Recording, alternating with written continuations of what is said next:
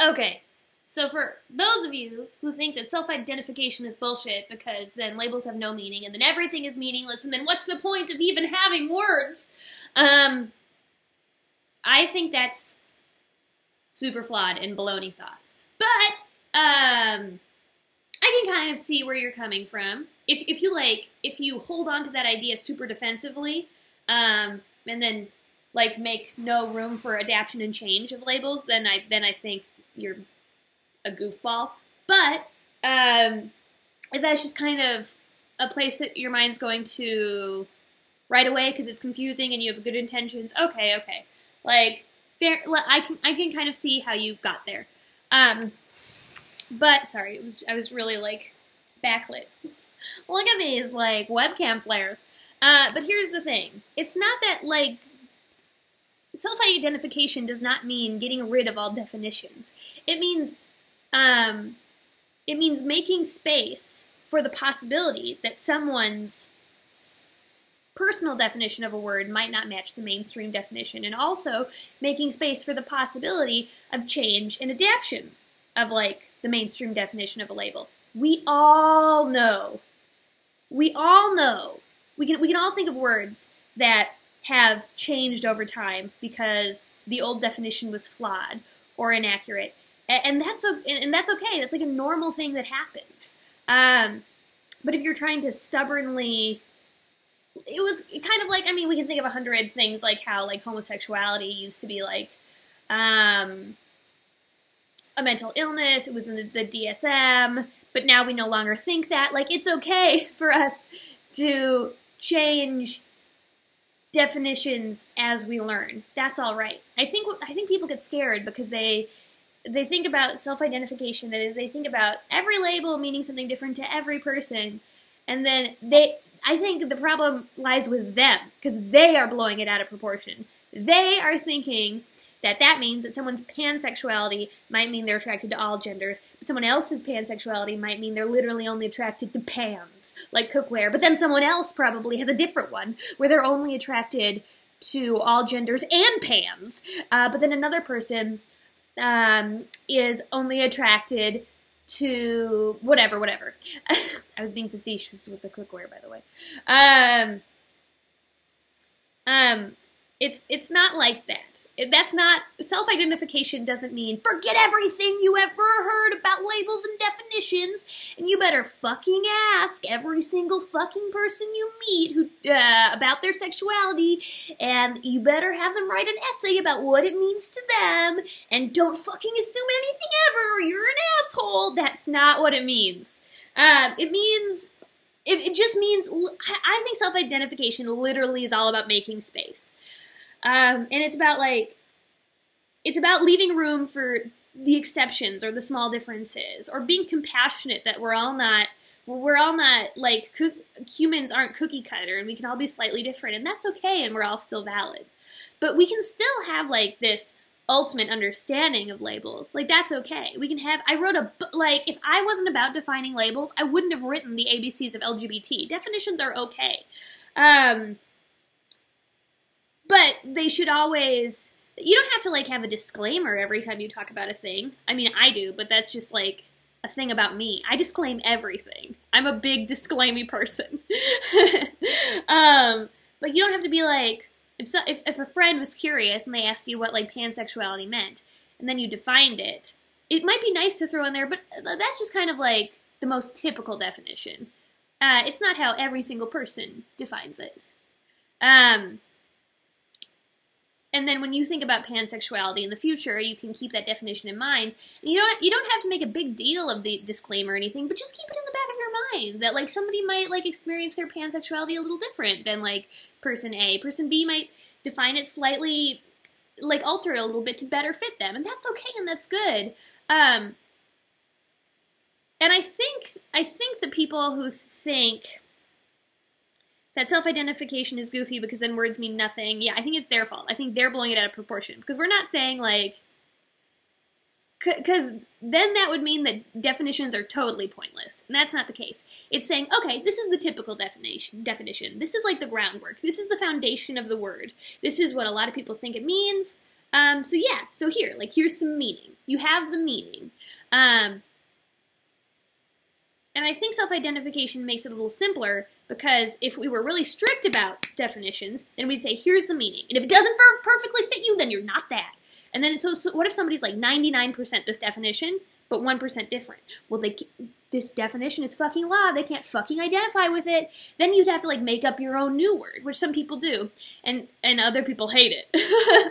So if you hate that, that's what self-identification is in a way, one of its purposes, I personally think, is trying to prevent that.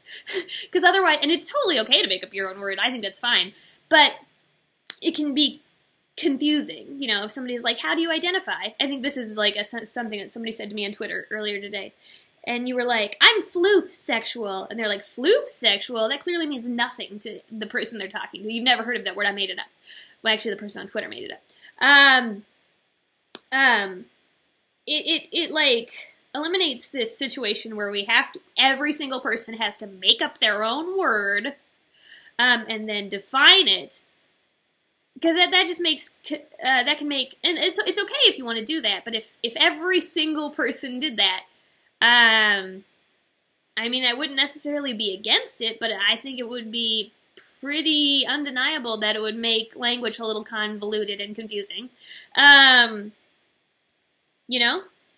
So self-identification says, okay, you can take this label that already exists, and you can identify with it, but guess what? It's alright if you don't perfectly fit it. You're still valid, and you're still it. You're still pansexual, even though the mainstream definition, the most widely accepted definition of pansexual, isn't totally you. That's okay, because self-identification.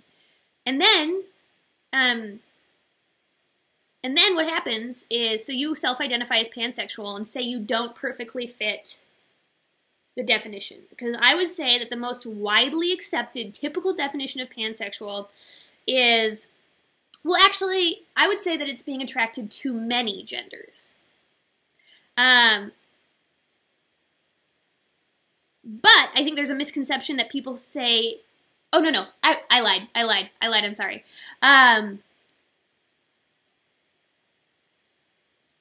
just let me get my book. Because when I did my book, I surveyed tons of people, and I had all the information, like, checked by many, many people. So, so I'm pretty confident with the way, here. Okay, here. Pansexuality. And I stand behind this definition. Not as, like, the definition, but, like, as a solid foundational definition. Pansexuality is people who are capable of being attracted to any or all genders. And so, and that's because saying you're attracted to all genders, it can get semantic, which is so silly. Saying you're attracted to all genders, which I feel like a lot of people think is the definition of pansexuality strictly. Like, it just means being attracted to all genders. That's it. That's the exclusive definition. But mine's a little bit more broad because it says any or all genders, which you might not feel like is a big difference, but there kind of is semantically.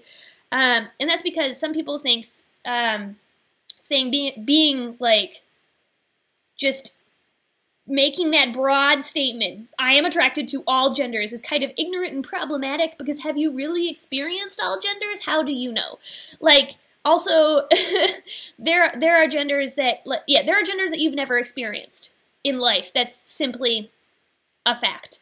Because there are, like, genders that are associated with certain cultures that you have not experienced. Like, you are being very overconfident to just make that, like, ubiquitous statement. So, any gender is kind of like, here, let me see. People will say, like, it's even confusing for the person who wrote a book about it, as if that's, like, a bad thing. It's okay for these things to be complicated. If you're intimidated by how complicated these things are, I think that's just a reflection on you.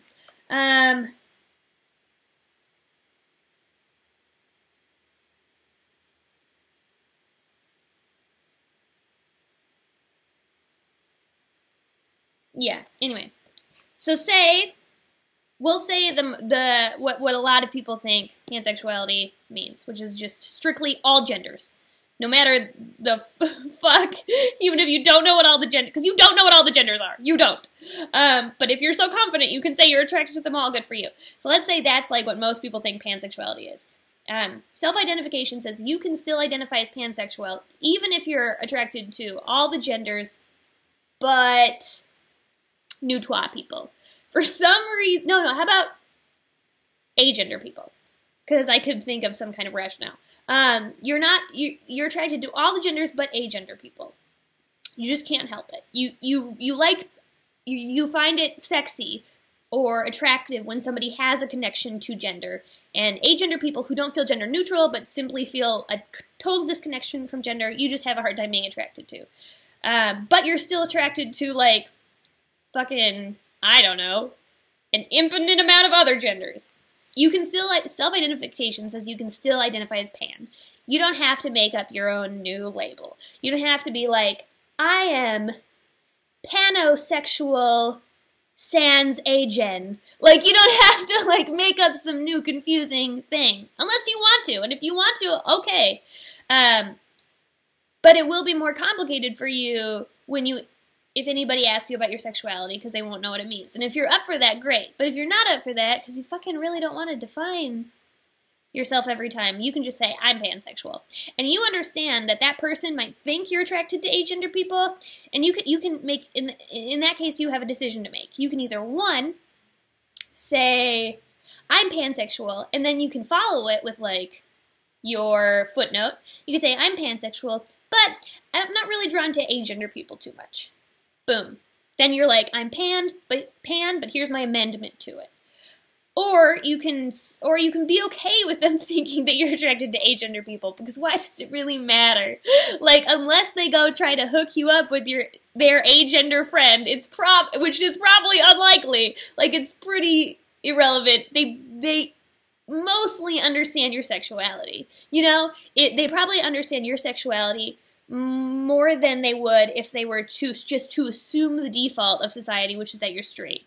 By you saying you're pansexual, they understand your sexuality, not completely, but more than if they weren't to ask and just assume you were straight. You know what I'm saying?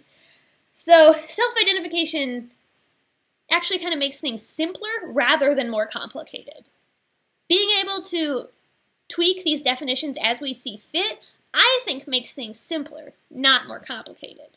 And I think people who think it's going to make things more complicated, I think they're the problem. I think they're the ones, like, blowing it out of proportion.